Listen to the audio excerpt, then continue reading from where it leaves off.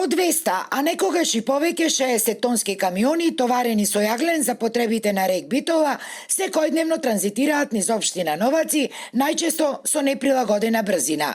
Испукани кујки, енормно аерозагадување, но и максимално загрозена сообраќајна безбедност на новачани се само дел од проблемите со кои овие луѓе мака мачат во последниве години.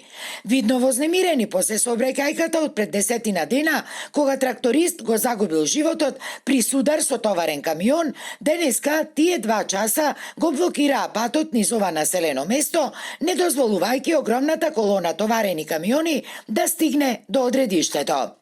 Протестираме поради тоа што сме незадоволни како сите моторни возила сообраќаат низ нашето населено место Новаци и општо и сите други населени места. Поради несоодветната брзина за која што се движат и проблемите кои што се случуваат. Како што знаете, се случи немилосрден настан каде што почина еден наш сограѓанин. Поради тоа ние излегуваме денес повтор пат, ги блокираме сите влезови во селото. Дека состојбата е повеќе од алармантна, потврдува и градоначалникот на Новаци. Тој вели дека овој сообраќаен хаос бил резултат на повеќе годишното криминално работење на власта во заминување, предводена од ДУИ и СДСМ, особено во стопанисувањето со рек Битола и тоталната негрижа за местното население. Барањата се пред се да се направи обиколница која што ќе го избегни Новаци со движење на тешки товарни возила кои што ќе водат до електроенергетскиот комбинат рек Битола.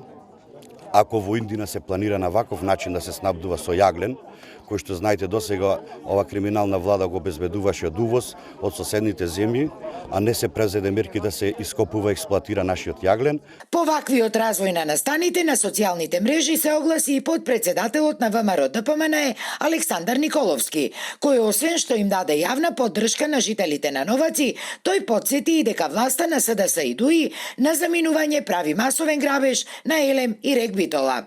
Целта е да се искраде се што може на заминување.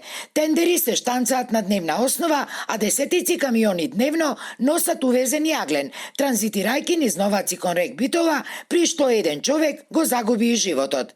По формирањето на новата влада, криминалците ќе одговараат, напиша Николовски.